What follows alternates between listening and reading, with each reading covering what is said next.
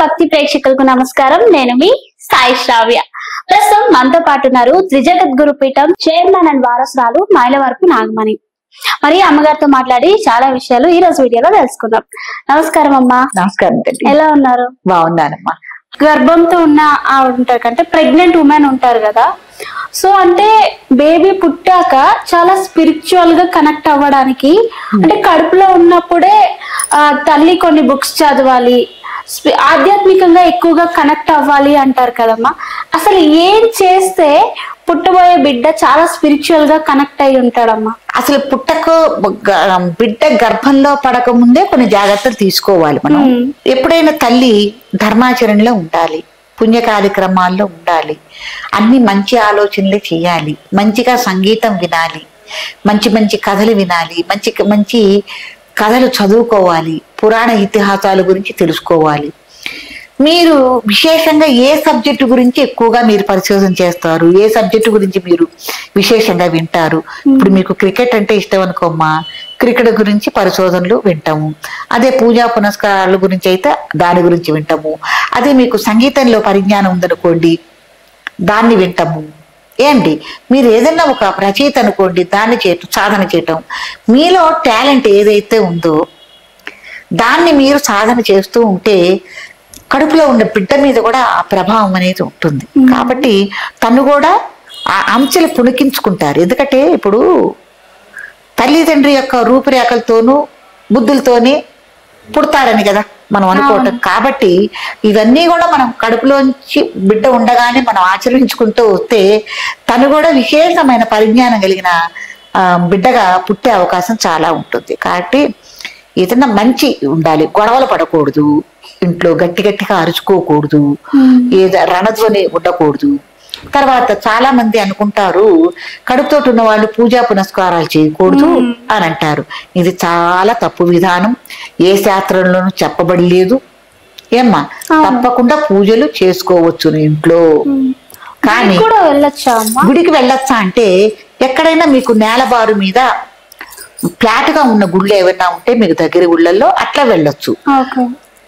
కొండల మీద కొండలెక్కి మెట్లెక్కి వెళ్ళే గుళ్ళు ఉంటాయి కదా, ఎక్కువగా స్వామి కొండల మీద గుట్టల మీదే కదమ్మా ఉండేది. కాబట్టి గర్భిణీ స్త్రీ ఆయాసపడి హైరాణ పడే గుళ్ళకి వెళ్ళటం అనేది మంచి పద్ధతి కాదు. ఎందుకంటే తను అలసిపోతుంది. దానివల్ల గర్భంలో బిడ్డకు గాని తల్లికి గాని ఏదన్నా కీడు అపకారం జరగచ్చు అని అసలు గుళ్ళకి వెళ్ళొద్దంటే వీళ్ళు వెళ్ళరు అనే ఇదితో వాళ్ళు చెప్పారు. కానీ ఎక్కడా పూజలు పునస్కారాలు చేయకూడదని ఎక్కడా లేదమ్మా. కనేదాకా తప్పకుండా పూజలు పునస్కారాలు చేసుకోవచ్చు. ఏమండి, చక్కగా నైవేద్యాలు పెట్టుకోవచ్చు, అన్నీ చేసుకోవచ్చు. కాకపోతే కొన్ని కొన్ని ఉన్నాయి, గృహప్రవేశాలు చేయటము, శంకుస్థాపనలు చేయటము, ఏమండి విశేషమైన నోములు వ్రతాలు ఉంటాయి కదమ్మా. ఇప్పుడు కేదార వ్రతం అని, సత్యనారాయణ స్వామి వ్రతం అని ఉంటాయి కదా, ఆ వ్రతాలు చేసుకోవటం కొన్ని మానుకోవాలి. అవి కూడా ఎందుకంటే అవి కూడా 2 గంటలు 3 గంటలు కూర్చుని మనం ఆచరించేవి కాబట్టి గర్భిణీ స్త్రీకి కష్టం. కాబట్టి ఇవన్నీ చేయకూడదు. నిత్యం చేసే దేవతార్చన పూజలు మనం తప్పకుండా చేసుకోవచ్చు, ఎటువంటి తప్పు లేదు. ఎంత మీరు మంచి పూజలు చేసుకుని ఎంత మహానైవేద్య చక్కగా పెట్టుకుంటారో అటువంటి పండంటి బిడ్డ మీకు పుడతాడు. తర్వాత విశేషంగా దాన ధర్మాలు చేసుకోవాలి గర్భిణీ స్త్రీ. ఏంటంటే ఇంటికి ఏ ముత్తైదు వచ్చినా ఎవరు వచ్చినా కూడా పళ్ళమ్మ, విశేషంగా మీరు ఎంత మంచి పళ్ళు ఎంచుకుని, అంటే పుచ్చిపోయినవి, వంకరున్నవి, చిన్న చిన్నవి, పనికిరానివి ఇట్లాంటి పళ్ళు కాకుండా మంచి పళ్ళు ఎంచి కనుక మీరు దానం చేసుకుంటే, అంటే ఎవరికైనా సరే మీరు మగవాళ్ళు కానీ ఆడవాళ్ళు కానీ పిల్లలు కానీ ముత్తైదులు కానీ బ్రాహ్మలు కానీ ఎవరన్నా రాని వాళ్ళకి మీరు ఇవి గనక దానం ఇచ్చుకుంటే బంగారం వంటి పిల్లలు, ఆ పండంటి పిల్లలు మీకు పుడతారన్నమాట.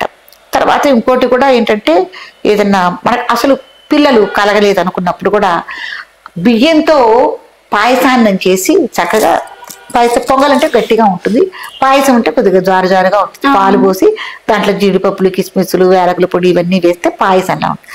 అవి గ్లాసుల్లో పెట్టి కూడా మనకి ముత్తైదులకి బొట్టు పెట్టి ఇవ్వటం వల్ల కూడా మంచి ఫలితాలు ఉంటాయి, మంచి పిల్లలు కలిగే అవకాశం ఉంటుంది. చీకట్లో గర్భిణీ స్త్రీ పడుకోరాదు, కటిక చీకట్లో పడుకోకూడదు. ఏమండి, కళ్ళు కలిపి గుడ్డి పిల్లలు పుడతారు అని ఇది ఉంది. కాబట్టి బెడ్ బల్బ్ అన్నా గదిలో వెలుగుతూ ఉండాలి. అసలు మీకు మొదట్లోనే అసలు భార్యాభర్తలిద్దరూ దాంపత్యం చేసేటప్పుడే చీకట్లో చెయ్యరాదు. బెడ్ బల్బు వెలుగుతూ ఉండాలి, లైట్ కాంతులని లేకపోతే ఏంటంటే గుడ్డి పిల్లలు పుడతారు అని అంతే. తర్వాత అసుర సంధ్యాకాలం టైంలో కూడా దాంపత్యం నిషిద్ధం.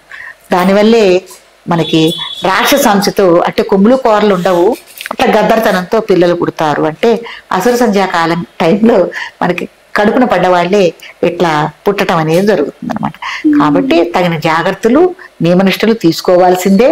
పిల్లలు పుట్టేదాకా కూడా దంపతులు తప్పకుండా కూడా కొన్ని నియమనిష్టలు ఆచరించవలసిందే.